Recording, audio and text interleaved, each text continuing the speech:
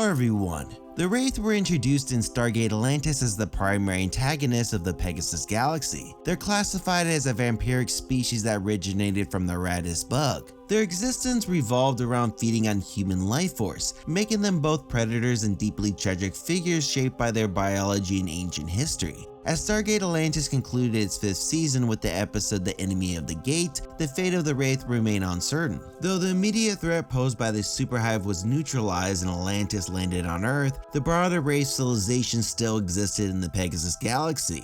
This video will explore the possible outcomes of what could have happened to them after the series. By the end of Season 5, the Wraith were in disarray. Their long-standing unity have already been shattered by the events that were triggered by the Atlantis expedition. Several factors contributed to this breakdown. The arrival of humans from Atlantis, the internal infighting among the Wraith factions, the retrovirus experiment led by Dr. Beckett and Michael, and finally, the rise of the superhive created by partially successful integration of the ZPM. These developments fractured the Wraith hierarchy, and sowed distrust among their alliances. A significant blow was dealt to the Wraith's technological capabilities when the superhive was destroyed. This hive ship was considered one of the Wraith's most powerful assets. Without strong centralized leadership and many of the hive ships destroyed over years of conflict, the Wraith would likely regress into smaller isolated factions. Each would have struggled to maintain success in food resources as well as technology, especially given the efforts of Atlantis and its allies to arm human civilizations in the Pegasus Galaxy.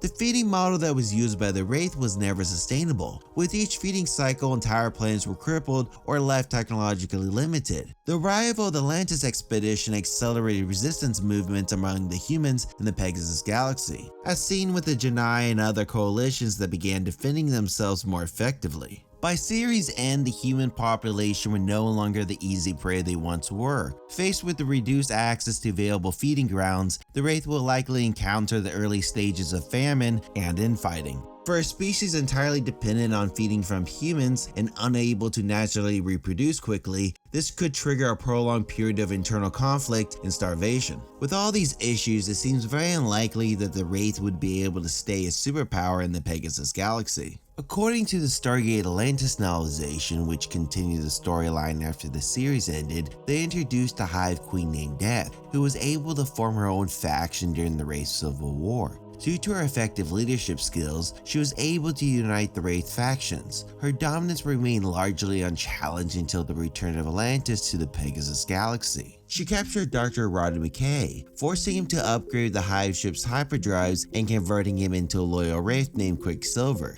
McKay also developed improved shielding, enabling the Wraith ships to damage the Daedalus-class battlecruiser.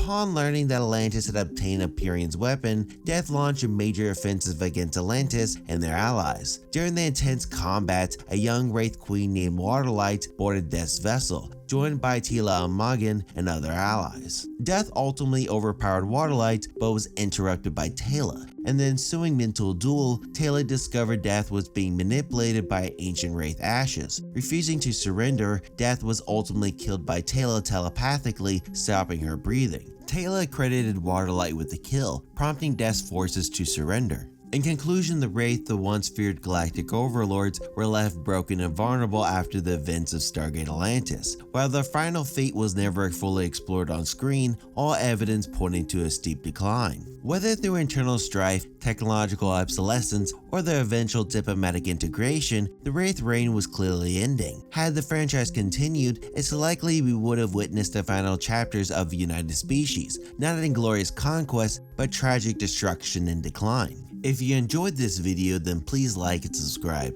and also click on the notification button to keep yourself updated with my channel. For more sci-fi content, then please check out these other 2 videos, my socials, and my newsletter getting an array of sci-fi information on a weekly basis. Thank you for watching Utopian broadcast, and I'll see you next time on my channel. Thank you.